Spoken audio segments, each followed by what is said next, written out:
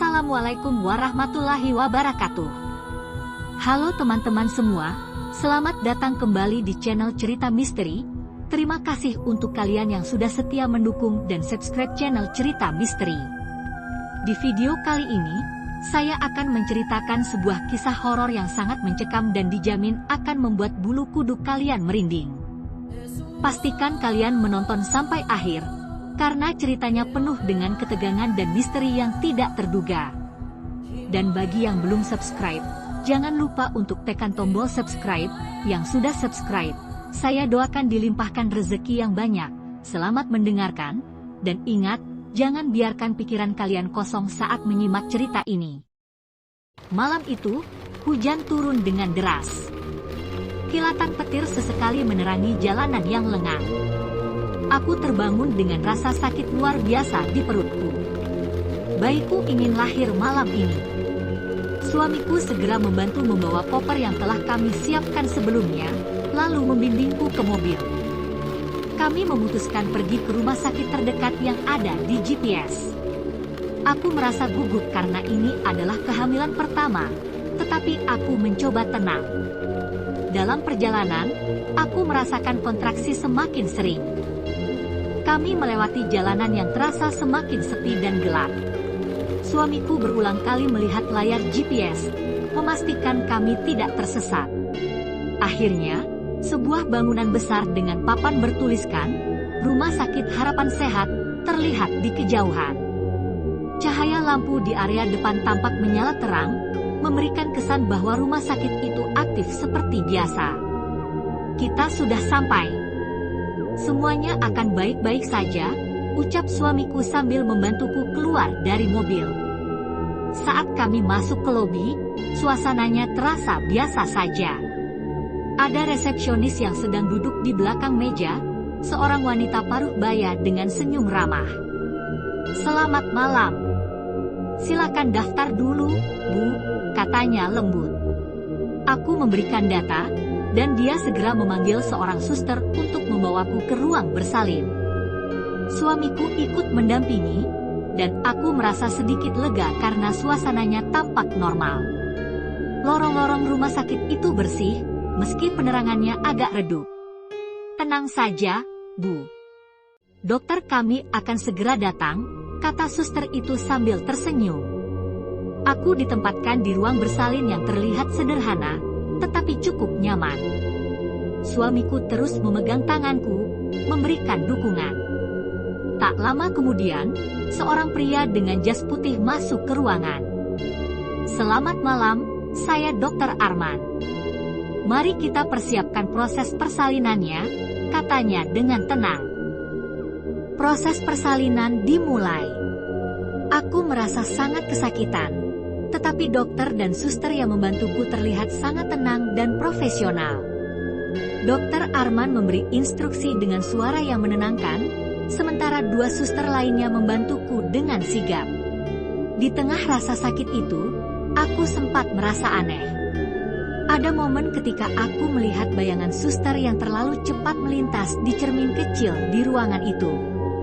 Tapi pikiranku terlalu fokus pada rasa sakit, hingga aku mengabaikannya. Tarik napas, Bu.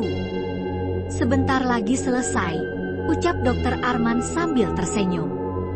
Aku menuruti arahannya, dan akhirnya tangisan bayi menggema di ruangan. Perasaan lega langsung mengalir dalam tubuhku. Selamat, anak Anda laki-laki, kata dokter sambil menunjukkan bayi kami. Aku dan suamiku menangis bahagia. Suster-suster membersihkan bayi kami dan menempatkannya di dekapan. Semuanya tampak sempurna, setidaknya saat itu.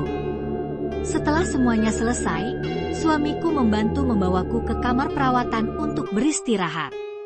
Dokter dan suster berpamitan dengan sopan, mengatakan bahwa mereka akan kembali memeriksa kami nanti. Saat aku terbangun beberapa jam kemudian, aku menyadari ada sesuatu yang janggal. Suamiku sedang tertidur di kursi di sampingku, sementara bayi kami ada di box kecil di dekat tempat tidurku. Tapi suasana kamar itu terasa terlalu sepi. Tidak ada suara langkah kaki di lorong, tidak ada suara peralatan medis seperti di rumah sakit pada umumnya. Aku mencoba memanggil suster dengan menekan tombol panggilan di samping tempat tidur, tetapi tidak ada yang datang. Beberapa menit kemudian, aku mendengar suara langkah kaki di luar pintu. Seorang suster masuk dengan wajah datar. "Ada yang bisa saya bantu, Bu?" tanyanya dengan suara datar. "Ada yang aneh. Kenapa rumah sakit ini begitu sepi?" tanyaku dengan suara pelan. Dia hanya tersenyum samar, lalu berkata, "Tidak ada yang perlu dikhawatirkan. Semuanya baik-baik saja." Suster itu kemudian berjalan keluar tanpa menjelaskan apapun. Aku mulai merasa ada sesuatu yang tidak beres. Keesokan paginya, suamiku keluar sebentar untuk mengambil barang dari mobil. Saat itu, seorang petugas kebersihan masuk ke kamar kami. Dia adalah pria tua yang terlihat agak kikuk. Aku mencoba mengobrol dengannya untuk menghilangkan rasa aneh yang terus menghantui pikiranku. "Bapak sudah lama bekerja di sini?" tanyaku. Dia menatapku dengan ekspresi bingung, lalu tertawa kecil. "Ibu pasti bercanda. Rumah sakit ini sudah tutup bertahun-tahun yang lalu." Jantungku terasa berhenti. "Apa maksud Bapak?" "Saya melahirkan di sini tadi malam. Ada dokter dan suster yang membantu saya." Dia menggeleng pelan. "Ibu, tempat ini sudah kosong. Tidak ada dokter, tidak ada pasien. Rumah sakit ini ditutup karena kasus kebakaran besar 5 tahun lalu. Semua orang yang ada di sini malam itu meninggal." Darahku membeku. Aku tidak percaya apa yang kudengar. Dengan tangan gemetar, aku melihat ke arah bayi di box. Ingatan tentang dokter dan suster yang membantuku tadi malam mulai terasa kabur, seperti mimpi buruk yang perlahan memudar. Saat aku mencoba memahami apa yang terjadi, aku mendengar suara langkah kaki di lorong. Ketika aku menoleh ke arah pintu, aku melihat mereka lagi. Dokter Arman dan para suster. Tapi kali ini, wajah mereka tidak lagi terlihat ramah. Wajah mereka berubah mengerikan, dengan mata yang kosong dan senyum yang menyeramkan. "Selamat tinggal, Bu," kata mereka serempak, sebelum menghilang di balik pintu. Aku duduk terpaku di tempat tidur, napasku tersengal-sengal. Kata-kata petugas kebersihan tadi terus berputar di kepalaku. Rumah sakit ini kosong. Semua yang membantuku tadi malam sudah mati. Ketika aku mencoba menenangkan diri, suamiku kembali masuk ke kamar. "Ada apa? Kamu kelihatan pucat sekali," tanyanya. Aku menceritakan apa yang dikatakan petugas kebersihan tadi. Namun, sebelum aku selesai, dia menyela, "Tunggu, petugas kebersihan? Aku tadi tidak melihat siapapun di lorong. Rumah sakit ini sepi sekali." Aku semakin panik. Kami lalu memutuskan untuk pergi dari rumah sakit itu secepat mungkin. Suamiku membantu membereskan barang-barang, sementara aku mendekati box bayi untuk mengangkat anak kami. Namun saat aku melihat ke dalam box, bayi itu hilang. Aku terdiam, mataku membelalak.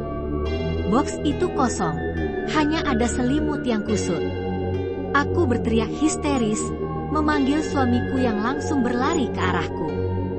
"Bayi kita, dia hilang," kataku panik. Kami mencari ke seluruh kamar, tetapi tidak ada jejak apapun. Ketika suamiku membuka pintu kamar untuk mencari bantuan, lorong rumah sakit itu tiba-tiba berubah. Dinding-dindingnya kini penuh dengan bekas terbakar, cat mengelupas, dan lantai dipenuhi pecahan kaca. Tidak ada lagi lampu yang menyala. "Kita harus pergi sekarang," ucap suamiku. Kami berlari menyusuri lorong, Tetapi setiap kali kami sampai di tikungan, lorong itu terasa tak berujung. Suamiku mencoba membuka pintu-pintu di sepanjang lorong, tetapi semuanya terkunci rapat. Aku mulai mendengar suara tangisan bayi yang menggema di kejauhan. Tangisan itu terdengar lirih, namun jelas. "Itu anak kita," teriakku sambil mencoba mengikuti arah suara. Kami terus berjalan, tetapi tangisan itu terasa semakin jauh. Lalu, tiba-tiba, suara itu berhenti. Hening total. Ketika kami berbalik, sosok Dokter Arman dan 2 suster yang membantu persalinanku tadi malam berdiri di ujung lorong. Wajah mereka kini semakin mengerikan. Kulit mereka terlihat hangus, mata mereka kosong, dan senyum menyeramkan terpampang di wajah mereka. "Bayi Anda aman bersama kami," ucap Dokter Arman dengan suara serak. Kami membeku. Tubuhku gemetar hebat. "Kembalikan anak kami," teriak suamiku.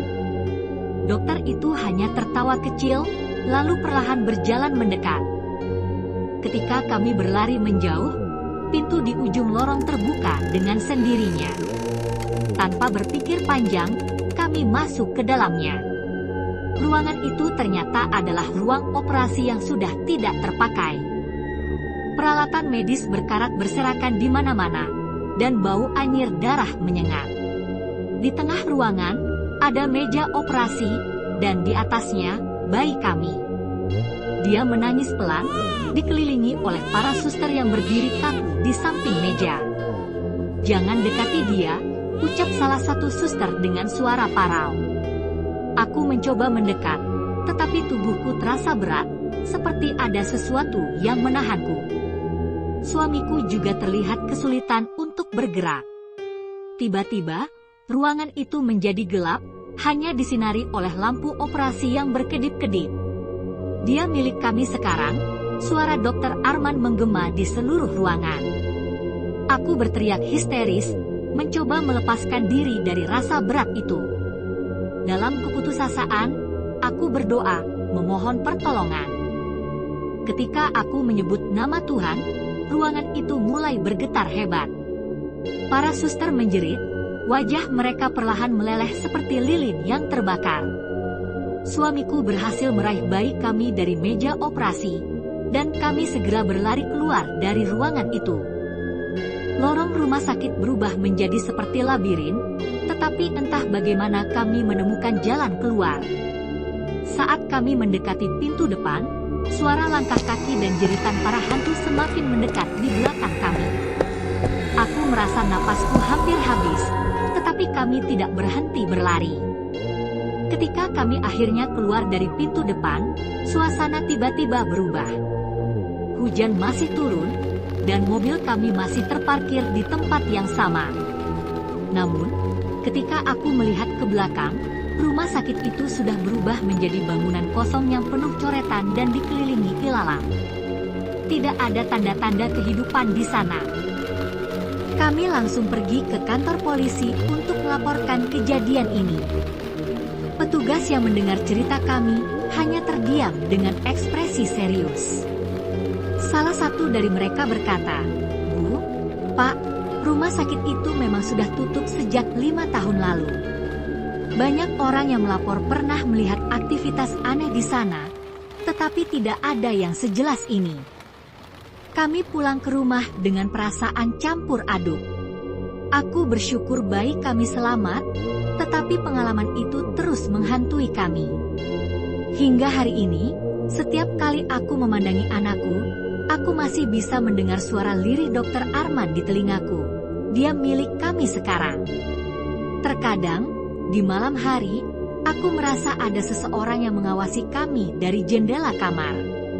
Dan suara tangisan bayi masih sesekali terdengar di lorong rumah kami. Terima kasih sudah menonton cerita ini sampai selesai.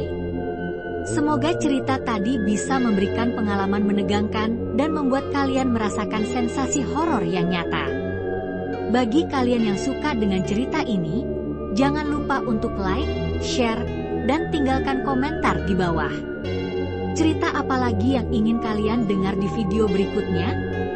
Dan untuk yang belum subscribe, pastikan kalian tekan tombol subscribe dan nyalakan lonceng notifikasinya, agar kalian tidak ketinggalan cerita-cerita seram lainnya di channel ini. Sampai jumpa di video berikutnya. Tetap berhati-hati, dan jangan pernah meremehkan hal-hal yang tidak terlihat. Wassalamualaikum warahmatullahi wabarakatuh.